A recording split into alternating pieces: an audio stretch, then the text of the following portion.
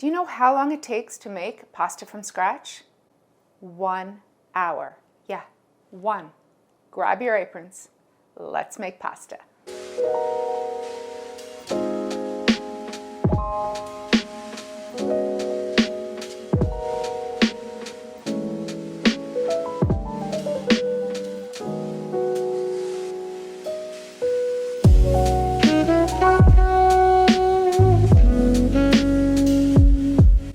Hey guys, I'm Shereen. Welcome to my kitchen. Today we're making homemade pasta from scratch. There is nothing better, and we're gonna get it done super quick because we're gonna use our Kitchenaid. So this is gonna speed up the time, and I started doing it with my Kitchenaid in 2008. That's how I learned in culinary school, but I've been making pasta for the last 28 years. There are no hard rules, just simple guidelines. It couldn't be any easier. I'll explain the different flours, but really these are ingredients that you have on hand.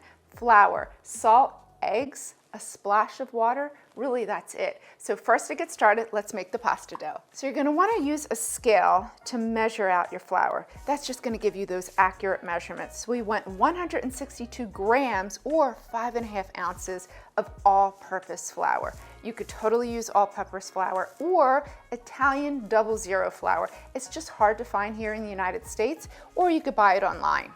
So for many years, I've used just all-purpose flour, and I never cut it with any other flour.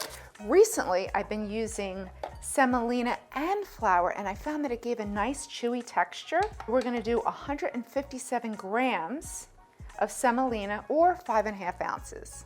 So now we're just gonna add our flour into our food processor. So we're gonna add both right in there. And then you want to take about 1/2 teaspoon of kosher salt, can't even talk, and then give it a zip, just to combine them. So you could do this in your stand mixer with the paddle attachment to bring the dough together and then switch to your dough hook, but I find I have more control because we're gonna add a few splashes of water as we're making the dough, and I feel like it comes together easier for me. If you don't have a food processor, just know you can do it in the stand mixer. And then 3 eggs. I don't even scramble them. I put them right in there. I'll let the machine do all the work. This actually comes together in 30 seconds. We're gonna stream in the water a little bit at a time. It'll start to pull together, and once it develops that ball right there, boom, that's it.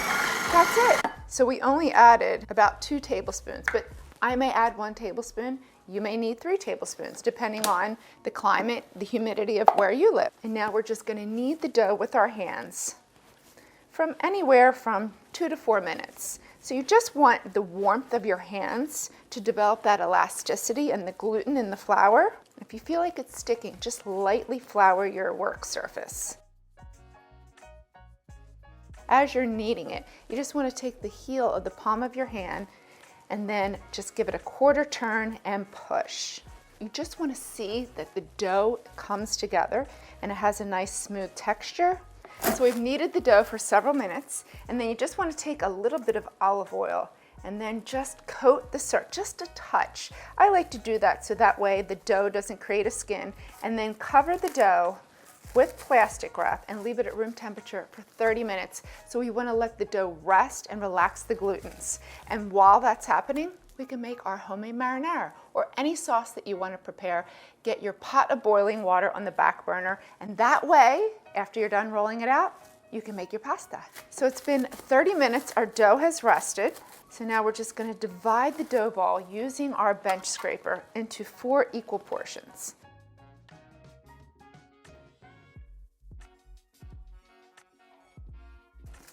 All right, so now we just have 1 piece. We're gonna work with 1 piece at a time, and then keep your other pieces wrapped in plastic wrap because we don't want them to dry out and develop a skin. So we have our pasta attachment on our Kitchenaid stand mixer. We have it set to number 1, and then you just wanna take your hands and flatten the dough so it can feed through that widest setting. So we're gonna start on number 1 and then just lightly dust your work surface. If you feel like the dough is a little tacky and sticky, and then just give it a light dusting so it feeds through without sticking to the rollers. So basically this is acting like a rolling pin. I like to put it on number 6. And then each time you roll it through, you're gonna turn it in 1/3 of the way, like a letter, and then feed it through on the seam side. And we're gonna do that 3 to 4 times. So all this is doing really is shaping your pasta dough. So if you feel like it's a little, whoo, see, old Bessie is a little grumpy. She's squeaky. If you feel like your dough is a little sticky, you just wanna lightly dust it with flour. So now you're going to increase your dial to number 2, making the pasta thinner. You're going to pass it through 1 to 2 times. You can pass it through as is, just like this, or I actually like to fold it in half. I feel like I have more control so it doesn't tear the pasta. Now we're increasing the dial to number 3, making it even thinner, repeating, passing it through 1 to 2 times, either passing it through as is or folding in half. And the entire time I have it on speed number 6. After dial number 3, you'll see that the sheet of pasta is getting rather long, so we need to consider the length of our pasta noodles. Take your bench scraper, cut it in half. We're going to increase to number 4, making our pasta a little bit thinner. And again, now we have 2 sheets. You can fold it in half and pass it through 1 to 2 times, or leave it as is while passing it through. Now increase your dial to number 5, same speed, number 6, repeating the process. I've found through making pasta so long, especially even with my Kitchenaid, I've taken it to number 8. Number 8 is just going to make a really thin pasta, but what happens is it stretches so wide that it gets caught up on the right and left side and the sides fray, and then all the dough gets stuck in the roller. So my suggestion, just stop at number 6. It's perfectly thin and it gives you the best texture. Now we need to switch our dial to number 6. This is the final stage.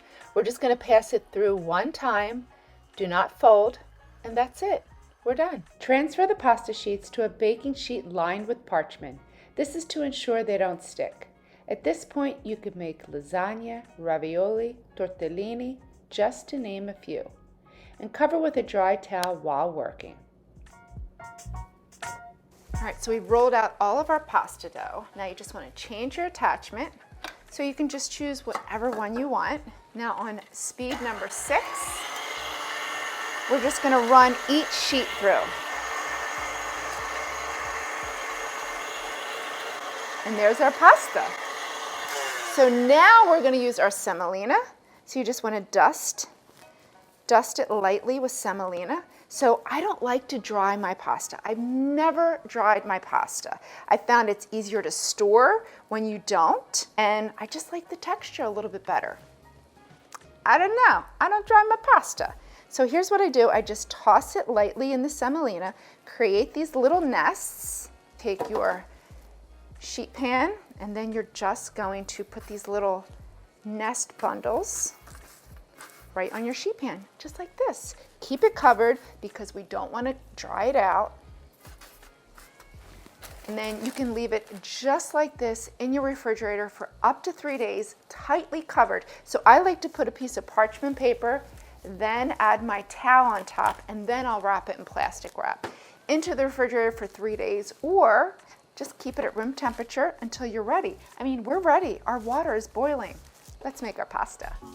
You're going to cook your pasta for 2 minutes in salted water and then finish it the last minute in the sauce. That's what makes a delicious bowl of pasta.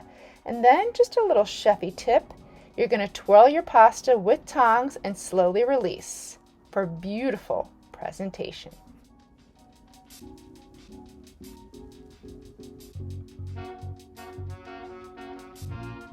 Nothing better than homemade pasta.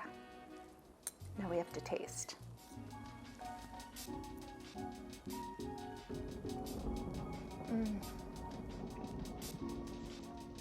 It's perfectly tender. It has that nice chewiness from the semolina. I love adding half flour, half semolina. I think the texture is beautiful. This is so delicious. Guys, make homemade pasta. It doesn't take long. It's not hard, and it's so delicious.